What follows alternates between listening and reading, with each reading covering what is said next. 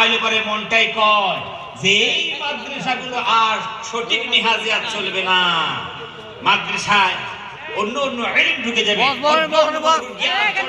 ঢুকে যাবে যে আমাদের আসল ইলম থেকে আমাদেরকে বঞ্চিত করবে।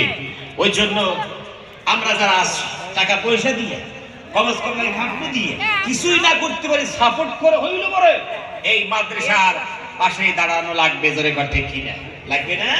হ্যাঁ, আমার ইলমের কথা বলেছেন আপনি, কমস কম একটা চেষ্টা করুন, কিছু না পারি একটা আলিমের আব্বা হই, কমস কম একটা আলিমের আমরা দুনিয়া থেকে বিদায় নেওয়ার আগে একটা দাদু হই বা দাদি হই। মা বোনেরা আপনাদের চেষ্টা করতে হবে তাশকিল করে এই মাদ্রাসাগুলোতে বাচ্চাগুলোকে পাঠাতে হবে। এই যে ইলমে কোরআন ভাই বলছিল, যখন মানুষ ঠান্ডা কনকনে শীতের রাত যখন টিউবওয়েলের কাছে যায়, হাত একটু পানি যদি মনে একটু স্পর্শ হয়, মানে ৩৬,০০০ মানে ঠান্ডা ভোল্টেজ দিয়ে শর্ট মারে, এমন একটা সন্ধিক্ষণে এরা ভালো করে উযু করে নামাজের পাটিতে বসে সর্বপ্রথম পৃথিবীতে দোয়া করে মুসলিম উম্মার জন্য। কার জন্য? জোরে কোন? মুসলিম উম্মার জন্য। হয়তো করে এই দোয়ার কারণে এই এলাকাগুলোতে ভাইরা আমার আপদ বিপদ মুসিবত আল্লাহ সুবহানাহু ওয়া তাআলা রক্ষা করেন।